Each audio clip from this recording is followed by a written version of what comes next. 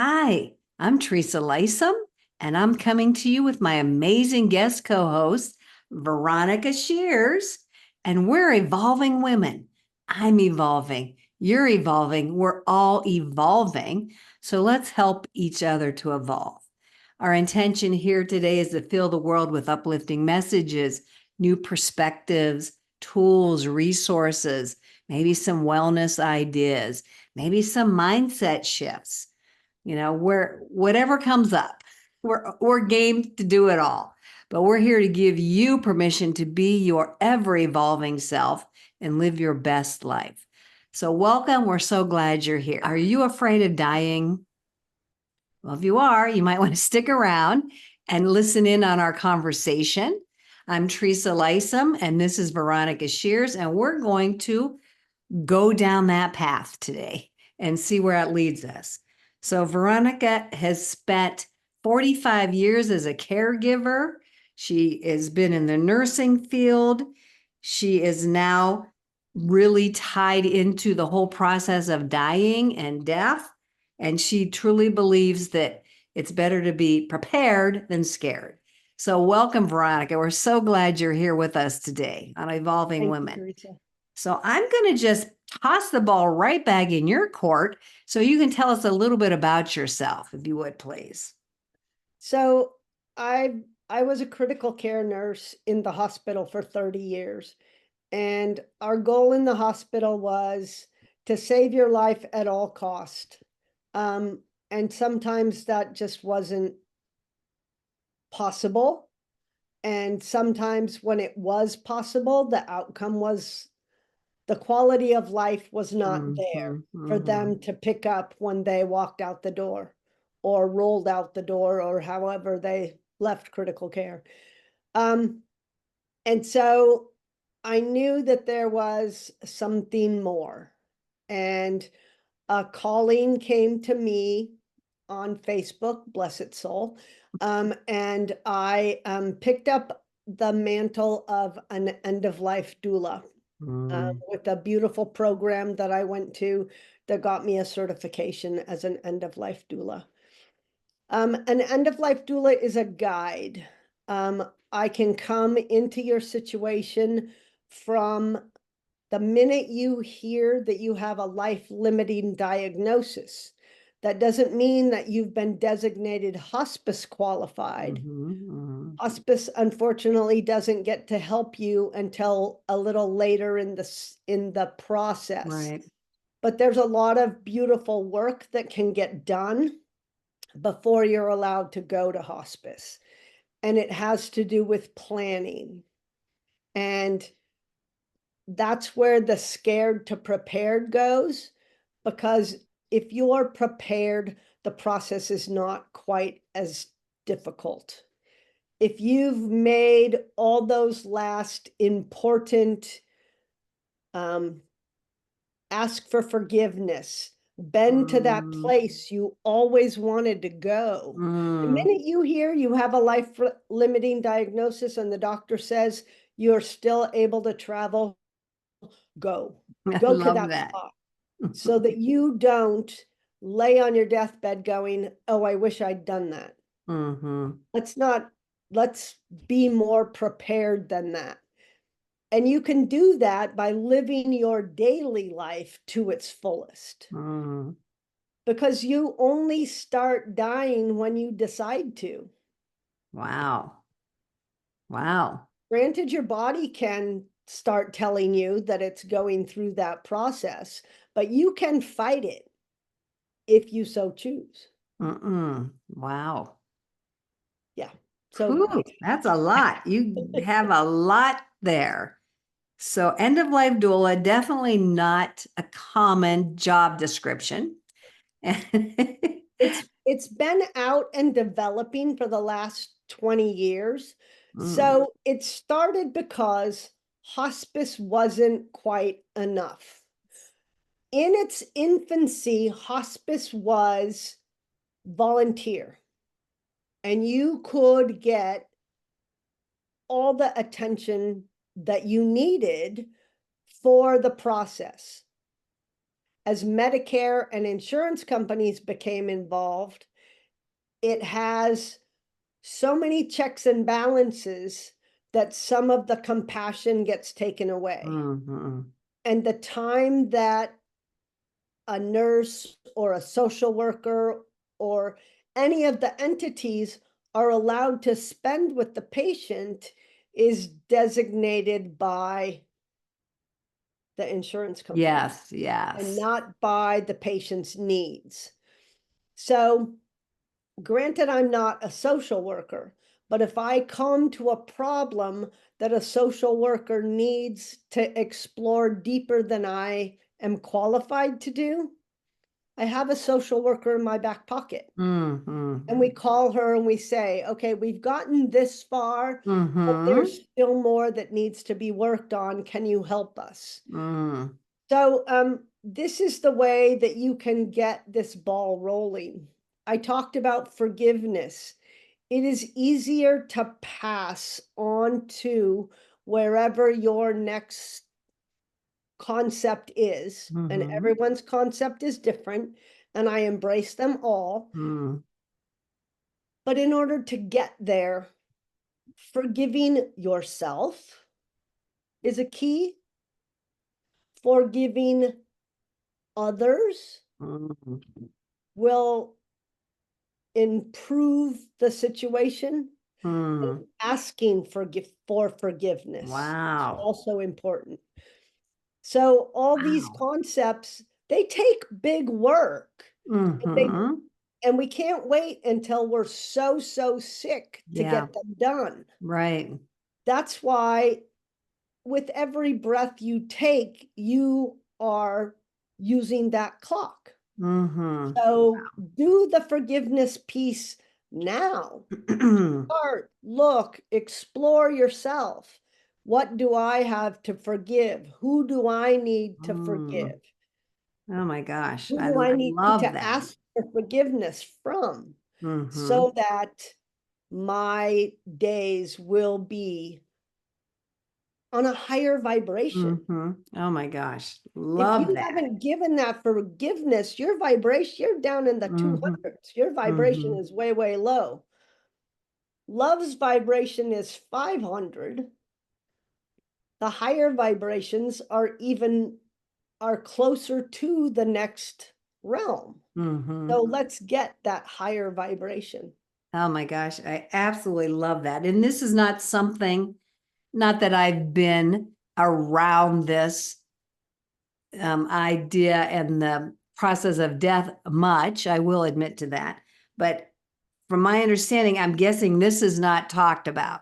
You know, they talk about the process in terms of get your paperwork in place, get your arrangements made, get, you know, like that type of stuff, but not the forgiveness piece. Like, I love that. That's not something I would have thought of. So the social worker can go into the forgiveness piece when they start talking about legacy. Mhm. So, but your legacy is deep. You know, I've Mhm. been here for 67 years. My legacy is a little deep, you know. I'm not going to get all those layers addressed in an hour a month. That's true. You're allowed when you get to palliative care or hospice. Mhm. You might Mhm. need to have another guide through those situations. Mm. I can be there for that. Wow, I love that. So it's almost like that higher level that you're addressing, it sounds like that emotional, spiritual level that is not being addressed Yeah, by the people that only have that hour a month with you, yeah, you know, like that, yeah. not in their pay grade, but oh my Right. gosh. Well, and they'll give you, so they'll, you know, granted, you have a lot of resources when you hit hospice. You'll have a spiritual counselor, you'll have a social worker, but they're two different people. Yeah, yeah. You know, if you bring both of those concepts together, then I think you have a more vibrant experience. Oh my gosh, absolutely love that. And when you said like hospice, I've had a few occasions where we had to use that for parent-in-law, and it was not a good experience. I will just say that. Yeah. First of all, it's confusing. I didn't realize it was all these different agencies, Right. and it depends on which one you pick. And yeah, it was a minimal effort on their part.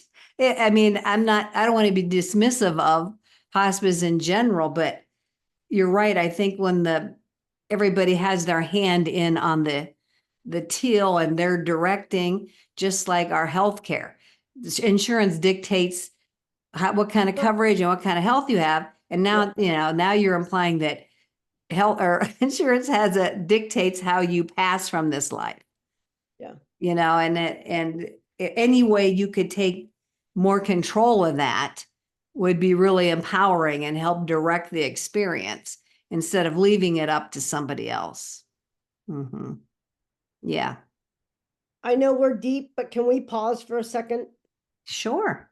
Okay, I'm sorry. Okay, there's so many directions we can go here. So many breadcrumbs to follow. But I'm going to just totally start on something new, and that is regrets that people have on their deathbed. Like you said, take that trip, do the forgiveness work so that when you do pass from this life to the next, you're not going with any regrets. Mhm. And so I'm sure you've had your earful of people telling you their regrets. And I think I heard at some point there's some very common regrets that people have. And can you share any of those that you've Some of the noticed? ones that I've come across are not talking, people that they haven't talked to for a long, long time, that they really regret they didn't try and reach out to. And now, that person might be dead Yeah, already. yeah. And they never got that chance. Mhm. Uh, Regrets around being driven by things, being driven by money. I have to have what he has and he has and he has. And I'm not good enough if I don't have this and this and this and this. Wow. And those are powerful regrets because you've taken away a part of your being to try and be someone that you're not, or Wow. wishing that you were someone that you're not. These these are these come up as difficult, and they make the so there is, we call it work in dying. And just as it's work to be birthed, it's work to die. And some of the dying work is more difficult when these parts still exist, when the regrets are still there, when the forgiveness hasn't been done, when somebody that you really, really wanted to say goodbye to, you can't reach. People will stay. They should be dead days ago. They haven't eaten or drank anything for days, but someone is coming from somewhere and they won't leave until they get there. Yes, I have heard that. That's amazing. Absolutely amazing. So it's almost like, yeah, we do have some control there. You do have some control. Wow. Yeah. Or they're hanging on for a particular birthday or a milestone or something. The way I handle those milestones is that the date is insignificant. It's the feeling that is the most important. So if you are a cancer victim, you are on hospice, but your wedding anniversary is 3 months away. Move the date. Time it. the time continuum is man-made, Right. right? Right.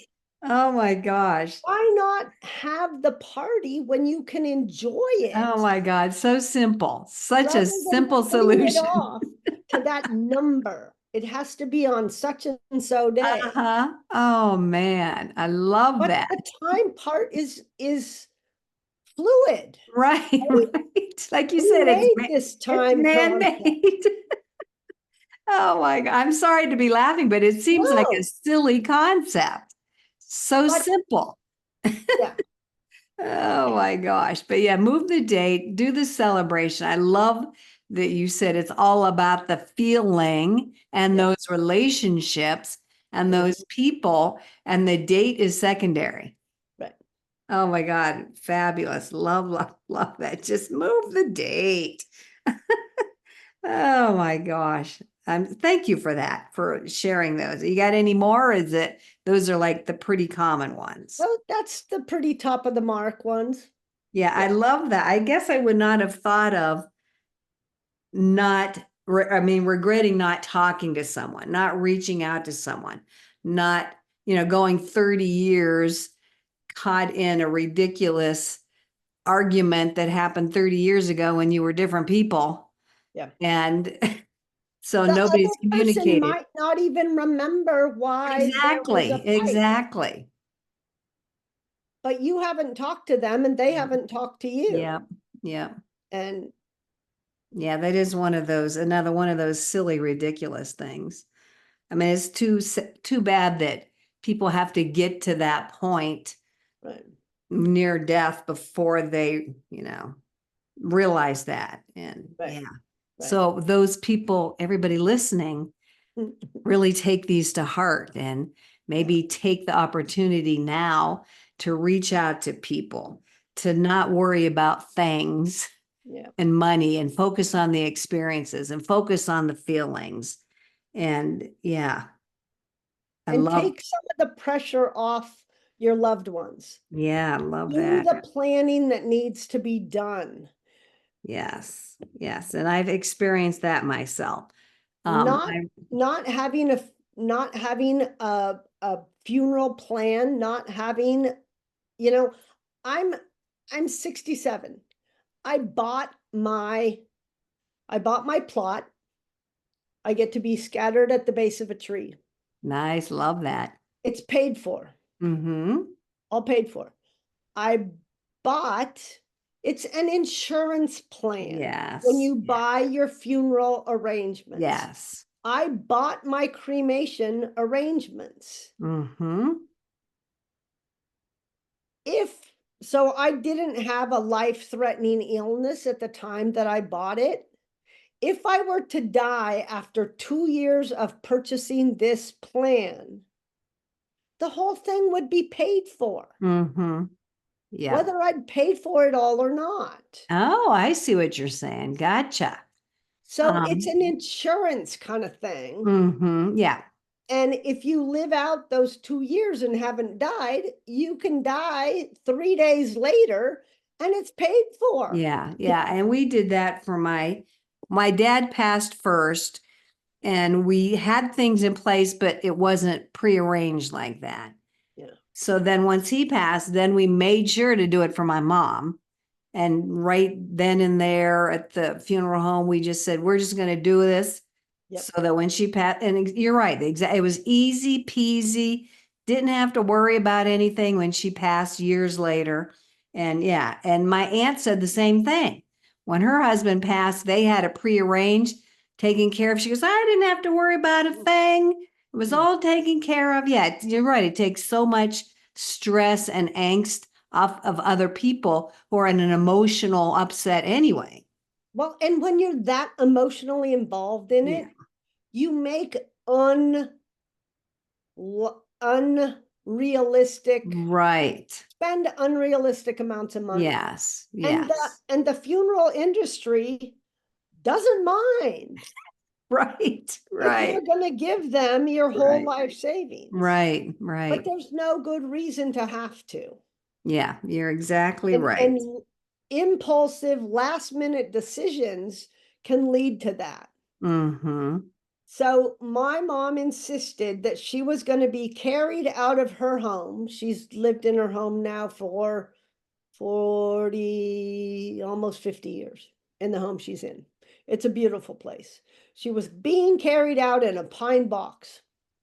I happened to find out that pine boxes were on very reasonably, right? And so I went to her and I said, Mom, the pine box is a very reasonable investment. She went out and bought her own casket. Good for her. Oh my God, love that. Wow. So it just was like sitting around waiting. All ordered, all paid for. Oh my God, you're right. It's just giving a gift to those who remain behind. Right, Yes, it right. is your last gift. Yeah. And don't be so some of the afraid part about death and dying is you're afraid that if you talk about it, it's gonna happen. Yes. Oh my Well, gosh, guess yeah. what? It's gonna happen anyway, whether Yeah. you talk about it or not. And if Mm-hmm. you don't talk about it and keep those things to yourself, then decisions aren't known. Mm-hmm. Mary told her son that she wanted to be fed when she was dying. Okay. But Mary told her daughter she didn't want to be. Oh. So, but no discussion was made with both of them. Mm-hmm. And the decision to be fed might have been 5 years before the decision to not be fed was made. Okay. But both children have a different idea of what Mm-hmm. mom wanted, and it's not in writing. Yeah. And I'm sure there was some arguments that ensued because of that. Yeah. Well, a feeding tube got placed that every time the tube was approached to feed mom, mom got upset. She couldn't Oh. talk, but you could see in her body language that she was upset about it. Mm-hmm. But there was nothing, by then the tube was placed. It's Yeah. hard to get the tube out once it's been placed. Mm. Oh man. And yeah, Just so because it wasn't communicated well and right. clearly. Yeah, yeah, Mm. Yeah, and yeah, and so again, that causes lots of negative emotions on whether they're able to be expressed or not. It's yeah. Whew. yeah. I just want to, I'm just watching the time. We're going to go just a few more minutes, but I love when can't remember what you said, but I keep thinking like we have birth doulas now, Mhm. people to help with the birthing process. I don't think they had them when I was having kids. If they did, I didn't know about them. And it The just kind of makes Romans came in sense. around the 60s. Oh, well, Doulas they were came in there, and then around, I must not have been aware of them, yeah. but then it makes sense to have somebody helping out you and the family, right? Mhm. Because it's everybody involved Right. at the end of that life. It's like Mhm. these bookends. It makes perfect sense. Well, you're going to plan a nursery. Mm, You can plan your surroundings for your death. mm. Do you want candles? Do you hate the smell of candles? Do you not? I cannot stand that chamber music, funeral parlor music. I Yeah, have a whole playlist for my children of what they're allowed to play in my environs I love that. as I the have one process too, goes. but I don't know if my kids know about it. I have to communicate that. But yes, I was thinking the exact same thing. I want happy, uplifting, fun Right, right. music. Yeah. And and I've planned a funeral. Oh my God, I love that. So you're not allowed to wear black. There's going to be bubbles, bubbles and Oh bubbles my and bubbles. God, I love it. You're not going to, release frozen butterflies. You're not going to send off a bird that doesn't have anywhere to live. A bubble is going to pop after, out. It's Uh-huh. gone out Oh with my gosh. beautiful, beautiful color in it. And yeah, Oh no, my God. I no love black, that. no black at my funeral. I have never heard that. I've heard of, end of life, as life celebration, Yeah, a memorial, but I've never heard funeral. That is great. I'm going to steal that. All right. I'm going to use that. please, It please is be my great. guest. And everybody watching or listening, feel free to use that as well. But make sure you communicate. Right, Communicate your wishes to other people. Yeah, and they may even not want to hear you talk about it. right, But like you said, it's going to happen anyway. So you might as well just get it out yeah, and, make sure everybody's on the same page. right. And I think in our society, we don't talk about it enough. I know growing up, man, that was all hidden from me. Yeah, My mom did not want us to hear anything about that, about death in general. right, So it was as an adult, it was hard to work through that and be around that because I had not had any exposure right. prior to that. So, Mm-hmm, mm-hmm, and that could be a whole nother conversation. mm-hmm. But I do want to invite you, Veronica, to share with our viewers and our listeners where they can get a hold of you if they want more information or, you know, get you So, to be part of their process. yes, please. So I have a company called Guiding Your Light at End of Life. It's a LLC. I'm based out of Pleasant Hill, California. Am qualified to do teledoula work. So if you are in a remote area and still want guidance and there isn't a doula within 50 miles, I'm able to come to your home and Hmm. be with you and your loved one through the beauty of the internet. Yeah, I was just going to say that I love that word teledoula. Teledoula. It's Yeah, kind of yeah, hard to say, but that's yeah. I mean, and that's anybody can do anything anymore via long distance. So yeah, yeah. distance has nothing to Mm. keep you No, from tapping into what Veronica is offering. Can I yeah. ask you one more question before we wrap this up? In terms of like a time frame, like do you work with a family or a person as long as they need you? Like, do you prefer it like 6 months in advance or like what kind of a timing are you?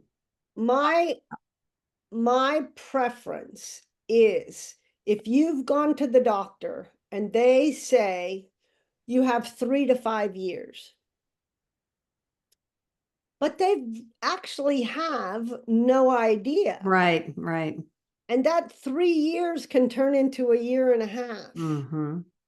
I would prefer that we at least get some of the preliminary work started at that 3 to 5 year mark. At 5 years, you've got beautiful things you can get accomplished or, and places to go and things to do Mm-hmm. that you won't be able to do at a year and a half out, Mm-hmm. Mm-hmm. you know? So the sooner that I can get started, the more successful a process can be. So it sounds like you, if someone gets a diagnosis, Mhm. then that's when you want to step in. Right.